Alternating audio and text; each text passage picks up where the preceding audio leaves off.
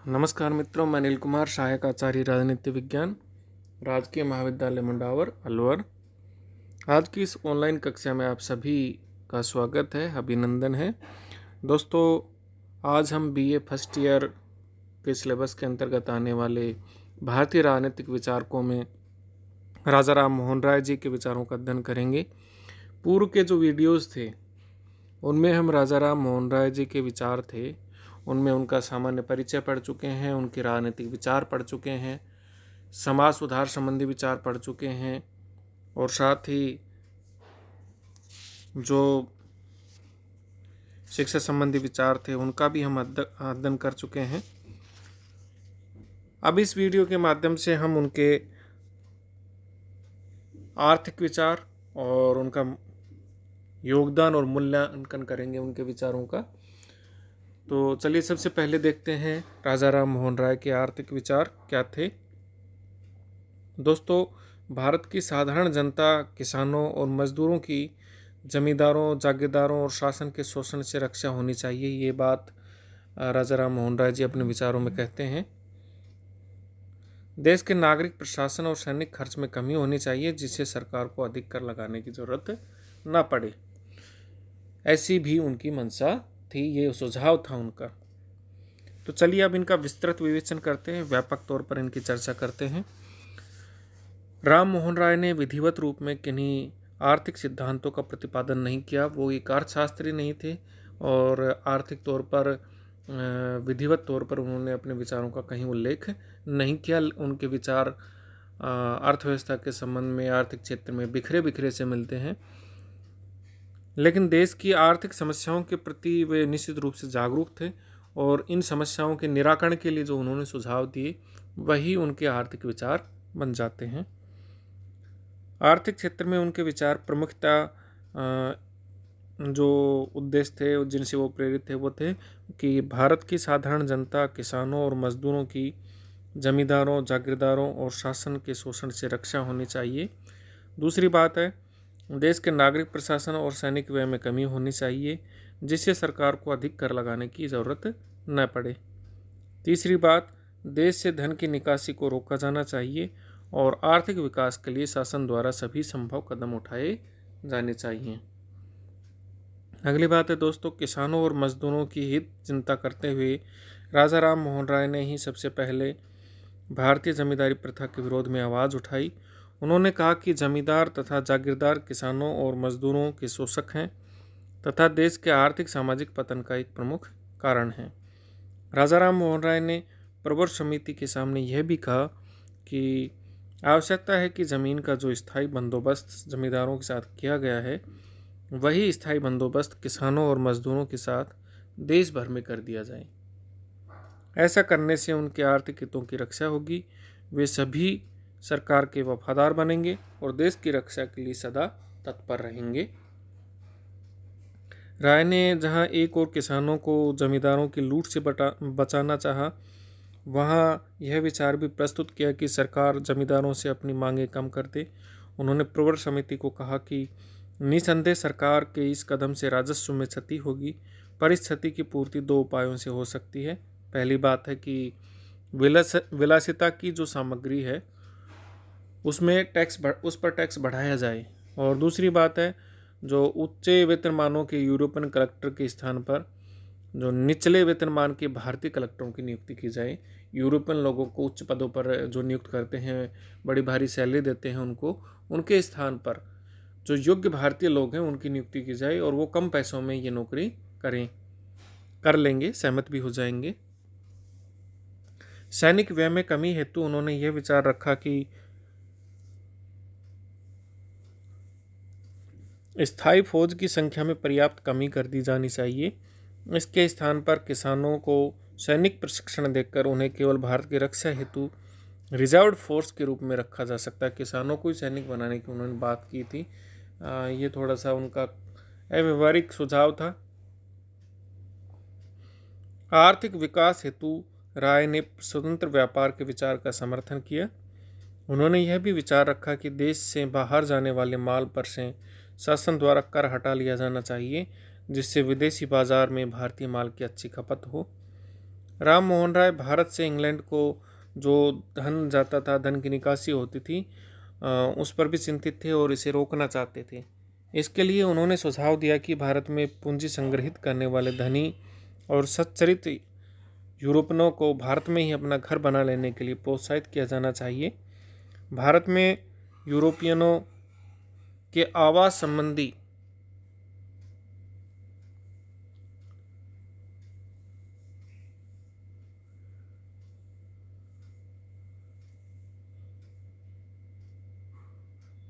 राम मोहन राय के इस विचार से कुछ गलतफहमियां पैदा हुई थी और यह आरोप लगाया गया कि भारत में यूरोपियन के प्रवेश को प्रोत्साहन दे रहे हैं। लेकिन इस प्रसंग में राय का उद्देश्य केवल मात्र यह था कि देश का धन बाहर न जाए और ये यूरोपियन अपनी पूंजी भारत के औद्योगिकरण में लगा करके आर्थिक और औद्योगिक विकास को आगे बढ़ाएं, आगे ले जाएं। तत्कालीन भारत में ईस्ट इंडिया कंपनी को नमक तैयार करने का एकाधिकार प्राप्त था, मोनोपोली थी उसकी।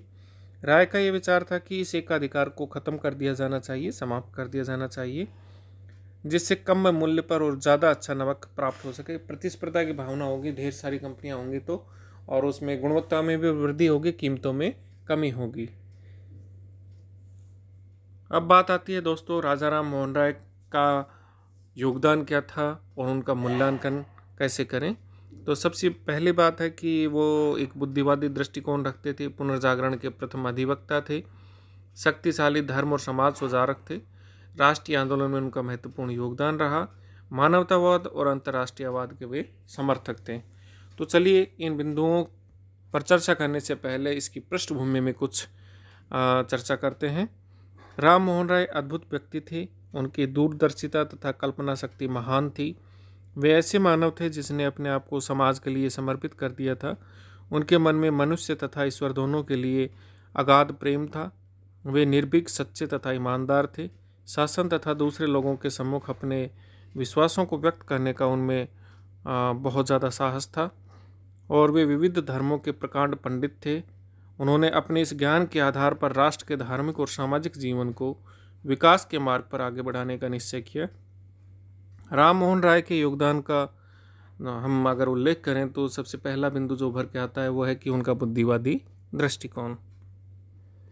बुद्धिवादी दृष्टिकोण संभवतः उनके चिंतन का सबसे प्रमुख तत्व है। उन्होंने तत्कालीन भारत के धार्मिक और सामाजिक जीवन तथा पाश्चात्य जीवन दोनों के ही प्रति बुद्धिवादी दृष्टिकोण अपनाकर इस बात का प्रतिपादन किया कि परंपराओं के नाम पर धार्मिक और सामाजिक जीवन में जो कुरीतियाँ प्रचलित हैं, अपने आप को जीवंत रखने के लिए उन्हें दूर किए जाने की आवश्यकता है। लेकिन पश्चिम में सब कुछ श्रेयस्कर नहीं है और पश्चिम के अंधानुकरण का प्रश्न नहीं उठता। उन्होंने अंधविश्वास, अविवेक, अकर्मण्यता और भाग्यवाद का पुरजोर तरीके से विरोध किया। अपने बुद्धिवादी दृष्टिकोण के आधार पर मैकनिकोल के शब्दों में, राजा ने जो जोत जलाई उसने भारतीय जीवन के अंधकार को नष्ट कर दिया। भारतीय लोगों के जीवन में जो अंधविश्वास था, रूढ़िवादिता थी, परंपरावाद था, उसको उन्होंने ख़त्म कर दिया। ज्ञान की जोत जलाई, उन्होंने प्रकाश फैलाया ज्ञान का। राजा राम मोहन राय पुनर्जागरण के प्रथम अधिवक्ता थे। राम मोहन राय के समय में भारतीय समाज सांस्कृतिक पतन की अवस्था में पहुंच चुका था। धार्मिक और सामाजिक जीवन पूरी तरह दो धाराओं में विभक्त हो गया था। एक और ऐसे व्यक्ति थे जो अंधविश्वासों, रूढ़ियों और धार्मिक संकीर्णताओं में गहरे डूबे हुए थे। समाज के लिए उपयोगी किसी नवीन विचार और व्यवहार को स्वीकार करने की बात सोचने में भी असमर्थ थे। दूसरी ओर भारतीयों का एक ऐसा वर्ग था जो पाश्चात्य सभ्यता और संस्कृति के प्रति भारी आकर्षण अनुभव कर रहा था। यह वर्ग पाश्चात्य जीवन और संस्कृति को श्रेयस्कर समझते हुए ईसाई धर्म की ओर आकर्षित हो रहा था। उन्हें अपना धर्म और अपनी संस्कृति अपने ही देश में हेय अनुभव होने लगी थी। पतन की पराकाष्ठा थी यह। ऐसी स्थिति में राम मोहन राय ने एक नए रास्ते की खोज की और उस पर चलने के साहस का परिचय दिया। उन्होंने इस बात का प्रतिपादन किया कि अन्य धर्मों और संस्कृतियों की तुलना में भारतीय धर्म और संस्कृति निश्चित रूप से श्रेष्ठ है, लेकिन इसके साथ ही भारतीय जीवन में व्याप्त कुरीतियों को दूर किया जाना आवश्यक है, ज़रूरी है। यह पुनर्जागरण का संदेश था और पुनर्जागरण के प्रथम अधिवक्ता राजा राम मोहन राय ही थे। वी.एस. नरवणे के शब्दों में उनकी दृष्टि विकृत रूढ़ियों और रीति रिवाजों से धुंधली नहीं पड़ी थी। उनके उदार हृदय ने और उनके उतने ही उदार मन ने उन्हें पूर्व को हीन माने बिना ही पश्चिम का संदेश स्वीकार करने के लिए अनुप्रेरित किया। अगला जो बिंदु है वो है धर्म और समाज के क्षेत्र में वो एक शक्तिशाली सुधारक थे। भारतीय जीवन को राम मोहन राय का संभवतः सबसे प्रमुख योगदान धार्मिक और सामाजिक कुरीतियों के विरुद्ध एक धर्म योद्धा के रूप में है। धार्मिक क्षेत्र में उन्होंने बहुदेववाद, मूर्ति पूजा, बलि प्रथा, सती प्रथा और विविध धार्मिक आडंबरों का बहुत तीव्र विरोध किया। धर्म सुधार के क्षेत्र में मार्टिन लूथर ने जो कार्य यूरोप में किया था, भारत में वही कार्य राम मोहन राय ने किया। सामाजिक जीवन में उन्होंने बाल विवाह, बहु विवाह, विधवा विवाह निषेध, भ्रूण हत्या, छुआछूत और जातिगत संकीर्णताओं तथा समुद्र यात्रा निषेध आदि स्थितियों का तीव्र विरोध किया। उन्होंने नारी शिक्षा की आवश्यकता पर सबसे अधिक जोर दिया और इस बात का प्रतिपादन किया कि पत्नी को पति की संपत्ति में पुत्र के बराबर और पुत्री को पिता की संपत्ति में 1/4 भाग मिलना चाहिए। समाज सुधार के क्षेत्र में उन्होंने आवश्यकता अनुसार कानून का आश्रय भी लिया, सहारा भी लिया। धर्म और समाज के प्रसंग में वे ऐसे सुधारक थे जिनमें आलोचनाओं को सहन करने और स्वयं द्वारा बतलाए गए मार्ग पर चलने का साहस था। समुद्र यात्रा की स्थिति को अपनाकर उन्होंने इस साहस का परिचय दिया था। समाज सुधार के क्षेत्र में राम मोहन राय ने एक क्रांति का सूत्रपात किया और बौद्धिक चेतना उत्पन्न की। शिक्षाविद के रूप में उन्होंने परंपरावादी पंडितों का विरोध करते हुए आधुनिक पाश्चात्य शिक्षा पद्धति को समर्थन प्रदान किया। उन्होंने इस देश को मध्ययुगीन दलदल में फंसा पाया और उसमें ऐसी जान फूंकी कि भारतीय विचार और जीवन की धारा ही पूरी तरह से बदल गई। धर्मगत रूढ़ियों, अंधविश्वासों तथा सामाजिक कुरीतियों को समाप्त करने के लिए 19वीं सदी में चलाए गए विविध आंदोलनों में राम मोहन राय द्वारा स्थापित ब्रह्म समाज एक अग्रणी स्थान रखता है। विचारों और कार्यों के माध्यम से इस समाज ने भारतीय सामाजिक जीवन को एक नई दिशा प्रदान की है। राष्ट्रीय आंदोलन में योगदान। राम मोहन राय को स्वराज का पैगंबर भले ही नहीं कहा जा सकता हो, क्योंकि उन्होंने राष्ट्रवाद या देश के लिए स्वराज की कोई बात डायरेक्टली नहीं की थी, लेकिन उनके चिंतन और उनके कार्यों ने